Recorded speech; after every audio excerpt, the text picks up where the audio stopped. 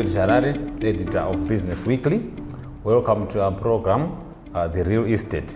Today I have CEO of West Pro Holdings, Mr. Ken Sharpe. Mr. Sharpe, welcome to the program. Thank you for having me, Hubert. Okay, to kickstart, I just want to find out, there's this talk of the town, the Hills Luxury Estate. How far have you gone and are we on course? It's amazing that we've actually launched our sales yesterday on the 18th of November with a big bang, a lot of marketing material in the market currently circulating. We actually closed 8 sales yesterday. 8 sales in the first day. That means that 8 units have been sold in phase 1. We're really excited about this. You know, when we started this project, it was almost 16 years ago. And the city of Harare, who's our partner, took 15 years. Imagine waiting 15 years to zone the land into mixed use. Despite them being the authority that does the zoning, it took them so long to actually do it. So November last year, just over a year ago, we got the zoning. We could then go onto the ground. Of course, there were some issues with the clubhouse that we had to resolve. There were issues with squatters we had to resolve. And finally this year, all the land issues were solved and we broke ground in August with His Excellency, the President of Zimbabwe, and a lot of cabinet ministers attending that ceremony. Since then, we've spent between $2.5 and $3 million already on the golf course. There's huge improvements. I hope you'll show them the picture of the big baobab tree. I was there on Friday. We have a 26-ton, 12-meter high, fully grown baobab tree that was transplanted. We're creating the first baobab forest on a golf course in the world. Not only in Zimbabwe, but in the whole world. The first urban golf course with a baobab forest is being done right here in Harare, Zimbabwe. We're talking about a USGA championship quality golf course. We have more than 1,000 trees in our nursery growing, and we're excited about what the product will look like at the end because it's something exceptional. It's an urban oasis. It's something that's never been seen before, something that's never been done before, not only in Zimbabwe, but in the whole sub-Saharan continent of Africa. Okay. Yeah, maybe we can also talk about city bylaws. How fast is our local authority in amending some of the bylaws that are anti-development? They're lethargic. You know, the problem was that the previous government, and I'm not talking about post-independent, I'm talking about pre-independence. The previous colonial government had this type of planning the city that maybe Harare would have maybe 300,000 or maybe 500,000 people living in it. But today we know that it's almost 4 million if you take Chitungwiza and the surrounding areas. So definitely the infrastructure is bursting at its seams. The city is not coping with existing infrastructure. And when it comes to planning, we need to densify the city. The city has been talking about it for a long time, but even in one of our developments, Millennium Heights, we had to go to court 3 times to get the rights to be able to go more than 4 floors. Of course, we eventually won, and we're now building the highest floor building in the northern suburbs of Harare in Millennium Heights, Block 4, ED Block. It's a 6-floor building. We just handed over Block 3, a 4-story, we call it, building with lifts in it. And we want to go to 10 floors on the remaining buildings in that area. But there's no reason why we shouldn't go higher. And the city have looked at the whole town plan. They've done a lot of work recently in the last 2 years on urban use, and they've now allowed for the first time many new kind of land uses for the first time that were not allowed before. So I think I compliment the city, especially the bureaucrats, the technocrats at the city, the directors of the town planning, and the work they've been doing has been tremendous, and you know, I thank them for that. And I think for us now, having the hills zoned as a mixed-use development is part of that product of the master plan for the whole city of Harare, where the whole city was re-looked at, where rights have been changed. But I think still, to answer your question, the speed. You know, when we operate in private sector, we work with speed. This month, the month of November to December the 15th, when the annual shutdown comes, just under 4 weeks, we're completing 25 houses within 1 month at Pokogara. It's a record for us. I don't know how many other players in the industry that can say they've completed 25 houses in a month, but that is with extreme speed.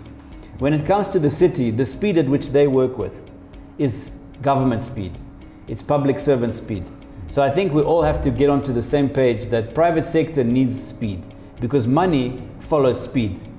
If the speed is not there, the money will leave. And we want to attract investment into Zimbabwe.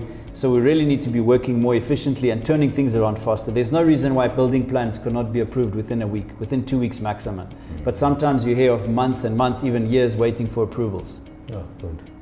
Yeah, you talk of speed. If you look at the nature of the projects that you are undertaking, very massive. Are there plans to look into also getting to bricks, getting to maybe some activities like aluminium and related products? You know, we've looked at the bricks very seriously because our mantra is 1 billion bricks by 2050. And we've announced now publicly that we've invested in our first brick manufacturing plant. It will arrive into the country in late January. We'll install it in February and operate it from March. So from next year, end of Q1, we'll be producing our own Westprop brick that we'll put into our buildings and developments. And bricks is something that is critical in the country. I think the sector is controlled by several players. So there's need for other players to come up in the industry of producing bricks. Aluminium, we're also producing our own now. Before we used to buy it from local manufacturers. We've invested in now our own factory where we're producing our own aluminium door frames and window frames. Hello, that's fine. Then let's look at the hotel project. What is the vision on the hotel project? And are you also likely to operate it under franchise, one of the international hotels? Yes, definitely. I think the hotel for us at the Hills is an opportunity. The apart hotel? Yes. The apart hotel. So the apart hotel at Millennium Heights it was originally not meant to be a hotel. We wanted it just to be an apartment building with some options to have clients rent, either short-term or long-term. And we decided as the developer to retain a portion of that ownership, probably up to 40% of the building we'll retain ownership of. Because we've seen in the other buildings that are going up, including Block 4, a lot of investment type of buyers, where they will buy the property and then rent it out because they get a good return on it. So in that building, we've decided to, for the first time, to incorporate what we call an apart hotel, which is a well-known term in different countries. There's one or two in Harare that are similar to apart hotels, but not quite an apart hotel. The difference with our building is that it has a pool, a communal pool. It has a gym, communal gym. It has a restaurant. It has co-working space. It has areas within the building that people can relax and enjoy outside of their living area. And we're doing that on Block 5, 148 units.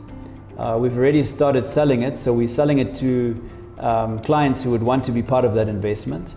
And for the first time, they can own a complete unit, a complete studio, one bedroom, or they can own a portion of it.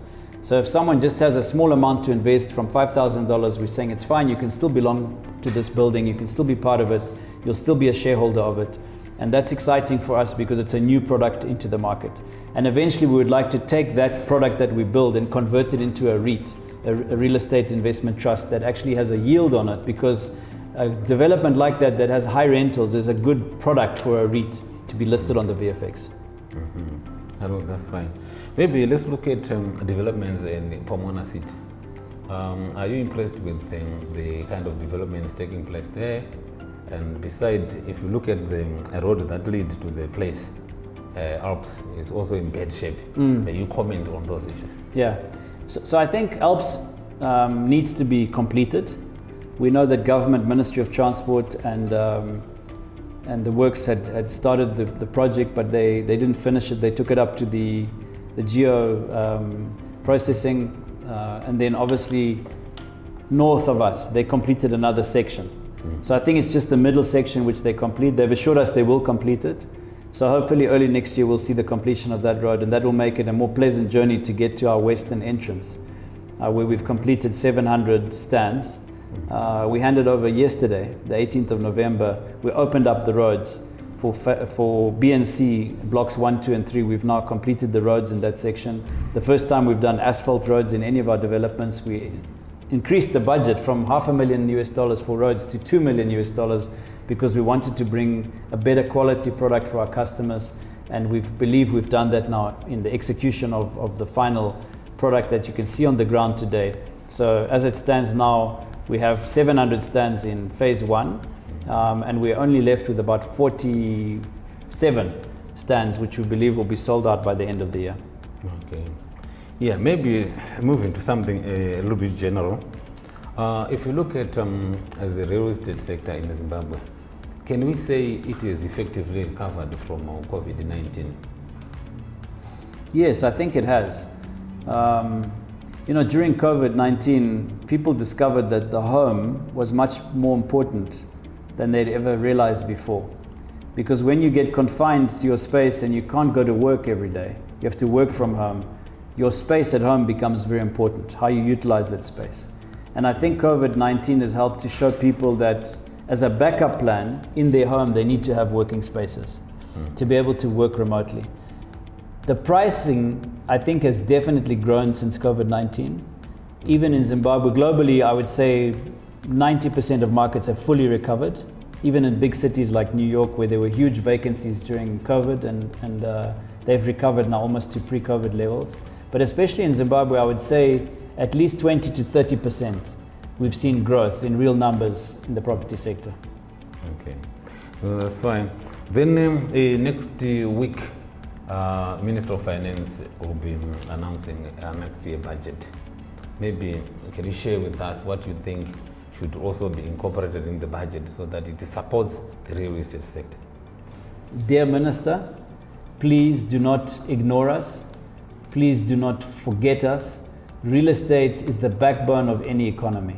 It underpins any economy. When you see sky is full of cranes and building sites full of bricks, it brings confidence for people in the economy. And I think for too long, our budget has neglected the real estate sector. We've not been given enough priority, and I think we need an allocation from central government. We need to be supported, and we need to stimulate the growth of the real estate sector. So I'm looking to see either tax breaks or to see fiscus support, direct fiscus support from the budget to inject capital into the infrastructure to support real estate development as well as projects themselves. Because the biggest problem we have in Zimbabwe today with real estate is the banking sector. The banks do not have mortgages. We as a company have $30 million today on our books of mortgages. We're bigger than the bank, but it's not normal. We should have the banks taking over that mortgage book from us and providing even more mortgages. Okay, well, that's fine. Then the issue of currency instability, to what extent does it also weigh on the real estate sector? It's huge.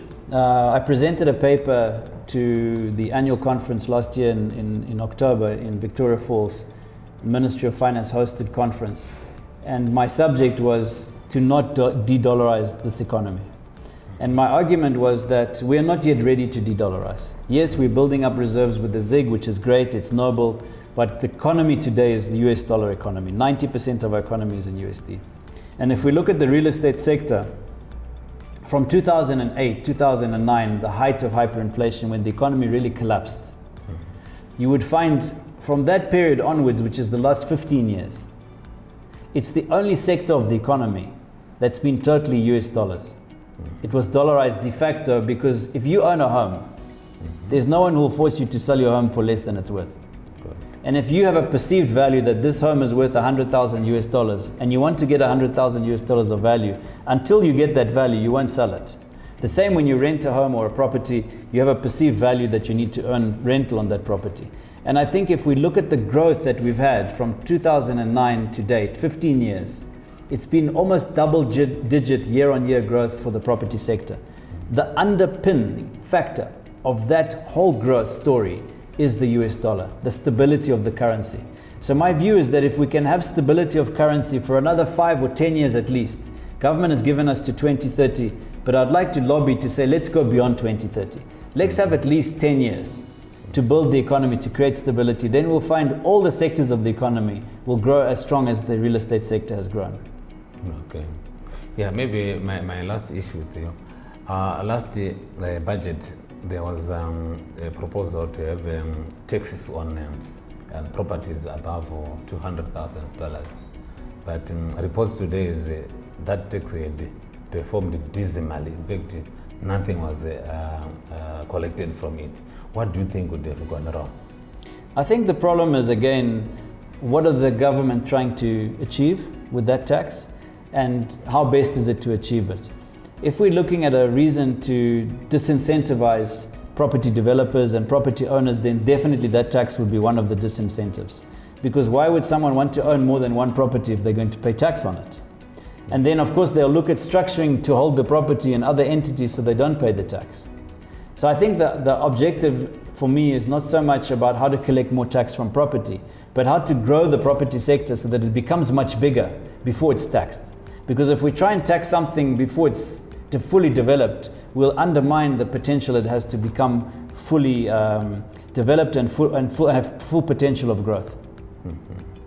Arno, thank you very much. Maybe you can give your last part, parting shots as well. So I would say two things. Firstly, in the sector for real estate, I really want to lobby next year for us to remove the December 15th shutdown. You know, we build momentum up through the whole year, we get to critical stage, and then suddenly at 15th of December, everything has to be shut down, down tools, everyone goes home for a month. We're building a country. We don't have time for a month's holiday. People can take time off during the year. You know, people can take time off like normal companies.